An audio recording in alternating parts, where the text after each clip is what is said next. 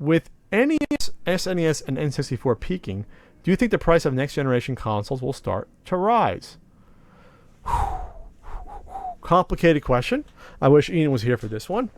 I do think they're peaking. I do think that. So then at that point, does that mean that because they're peaking, it all depends on this.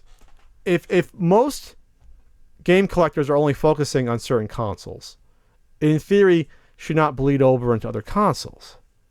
If people are fed up with the high prices of, say, the Super Nintendo, and they think the GameCube is cheaper, so they want to just go and collect that, then yes, it'll have an effect. It'll affect. But if they're peaking, that means they're going to start to come down, though. So if game prices start to come down on NES, Super Nintendo, and N64, in general, not all, then the other consoles, there shouldn't be an effect there, right? So I've seen a much bigger effect when there's a lot more completionist collectors. Pardon the pun, Gerard. When there's collectors that want to get every NES game, when they're done, they usually then find another console to prey on, whether it's TurboGrafx 16 like I did when I had it as a kid, or Sega Master System had it as a kid, or what have you. So maybe there's a guy out there who wants to collect his 16-bit games, go from Super Nintendo to Sega Genesis. And Sega Genesis prices have started to rise the past year and a half. So that could be happening there.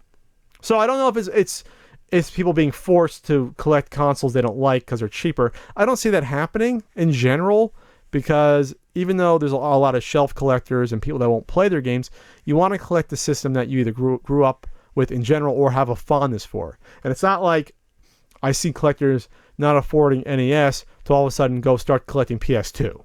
Does that make sense? Or PS1 even. I don't see that happening. I think they'll just grin and bear it and pick and choose what they can, or stay within the current console generation. So if they can't afford, I don't know, a Super Nintendo game, maybe they'll go for a chunk of the Genesis library, because at least that's in the same time period. Does that make sense? Maybe. I don't know. But I will say this. The peaking of prices or a potential bubble might lead for a few people to come back into it that were out.